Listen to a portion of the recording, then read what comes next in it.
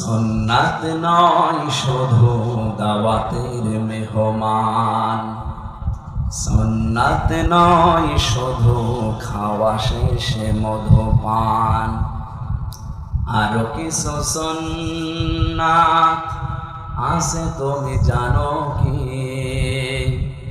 জানলেও জীবনে কখনো তা মানো কি?